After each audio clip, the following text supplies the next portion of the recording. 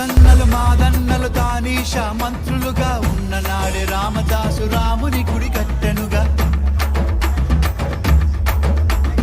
కులీ కుతుబ్ షాహి ప్రేమ ప్రేయసికి చిహ్నంగా భాగమతి పేర